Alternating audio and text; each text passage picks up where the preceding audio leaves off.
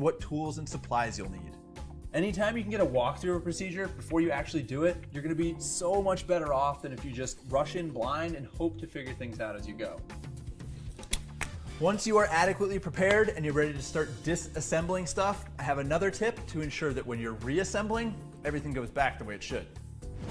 Taking things apart is easy. Putting stuff back together, that can be a little bit harder, especially if you can't remember if this hose went over or under the frame or if this connector plugged in here or here. I mean, I've been stumped by this stuff before, which is why when I'm taking things apart, I use my phone to take photos. Lots and lots of photos. Having a handful of photos, preferably shot from different angles so you have a comprehensive perspective, is like having a roadmap for reassembly. I've found this strategy especially useful for control cable, wire, and hose routing.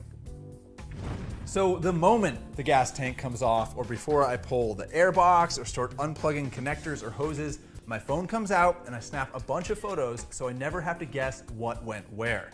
And as you're taking things apart, it's important that you keep everything organized. That's my next tip because it's gonna speed up reassembly and it's gonna keep you from adding nuts and bolts to that bucket of leftover hardware. All right, here is where I reveal myself as a little bit of a hoarder, but there is a method to my madness. Yes, this is my Ziploc bag collection and some of my boxes, and I keep these lunch trays in my toolbox. And honestly, this stuff is a key to my success in the shop.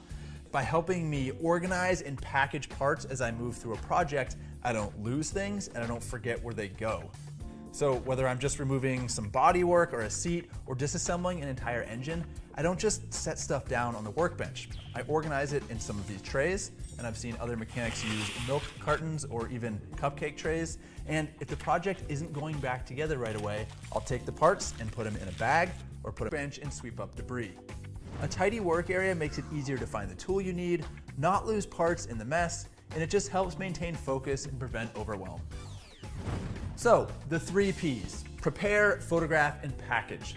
They're really simple strategies that have become a central part of all of my projects. And hopefully, they'll help you out too. Thanks for watching another episode of The Shop Manual. We make this show for you so that you can be better informed and educated when it comes to living with and working on your motorcycle. And in an effort to get to know you better and the content